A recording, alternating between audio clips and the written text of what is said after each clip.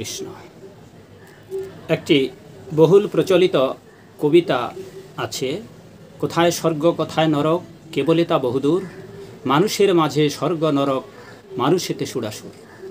এই কবিতাকে অবলম্বন করে নাকি অন্য কোনো হৃদয়ে বাসনা থেকে জনৈক ব্যক্তি কমেন্টস বক্সে লিখে পাঠিয়েছেন, স্বর্গ নরক বলে কিছু নাই, মানুষের মাঝে স্বর্গ নরক আপনি প্রমাণ করুন গ্রন্থ পড়ে, এর বাইরে স্বর্গ নরক আছে। যত সব চিটারি গল্প।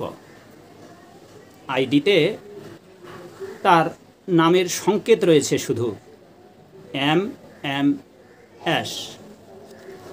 শুধু বৃন্দ, কেউ জেনে কমেন্টস করে, কেউ না জেনে কমেন্টস করে, কেউ ধর্ম ব্যাপারে কিচ্ছু না জেনেও তর্ক করার জন্য প্রশ্ন করে পাঠায়।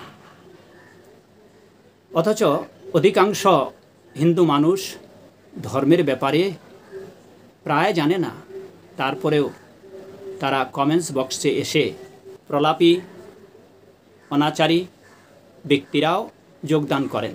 পরিষ্কার শাস্ত্রে স্বর্গ, নরক, বৈকুণ্ঠ আদির বর্ণনা রয়েছে, কি বেদে, বেদান্ত সূত্রে, উপনিষদে, মহাভারত, রামায়ণ, পুরাণ আদি সর্বশাস্ত্রেই স্বর্গ নরকের বর্ণনা থাকলেও কিছু দ্বিবান্ধ পেচক জাতীয় ব্যক্তি আছে যারা শাস্ত্র পড়ে না, পড়েও না দেখার ভান করেন।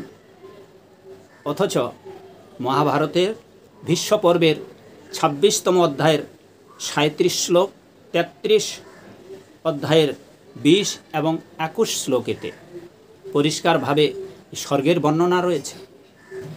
গীতোপনিষদেও বা শ্রীমদ্ ভগবদ গীতাতেও 2য় অধ্যায়ের 37 শ্লোক এবং 9ম অধ্যায়ের 20 ও 21 শ্লোকেতে স্বর্গের উল্লেখ রয়েছে। তদুপরি বেদেতেও রয়েছে, ঋগ্বেদ 10ম মণ্ডলের 16 সূক্তের 4 এবং 5 মন্ত্রেতে। ভগবদ্গীতার 2য় অধ্যায়ের 37 শ্লোকেতে ভগবান অর্জুন মহাশয়কে বলছেন, হে কুন্তিপুত্র, এই যুদ্ধে নিহত হলে তুমি স্বর্গ লাভ করবে, আর জয়ী হলে রাজ্য সুখ ভোগ করবে। অতএব যুদ্ধের জন্য দৃঢ় সংকল্প হয়ে উত্থিত হও। এভাবে বহুতর শাস্ত্রে, এমনকি এই ভগবদ্গীতার 9ম অধ্যায়ের 20-21 শ্লোকেতেও ভগবান শ্রী গোবিন্দ বলেছেন, ত্রিবেদজ্ঞগণ যজ্ঞানুষ্ঠান দ্বারা আমাকে আরাধনা করে যজ্ঞাবশিষ্ট সমরস পান করে পাপমুক্ত হন এবং স্বর্গ কামনা করেন। তারা পুণ্যকর্মের ফলস্বরূপ ইন্দ্রলোক লাভ করে দিব্য স্বর্গসুখ ভোগ করেন। লোক উপভোগ করে পুণ্য ক্ষয় হলে মর্তলোকে ফিরে আসে। ইন্দ্রিয় সুখ ভোগের আকাঙ্ক্ষী মানুষেরা সংসারে জন্ম মৃত্যুর আবর্তে আবর্তিত হয়। অতএব বৈদিক প্রায় তাবৎ শাস্ত্রে স্বর্গ এবং নরকের বর্ণনা রয়েছে।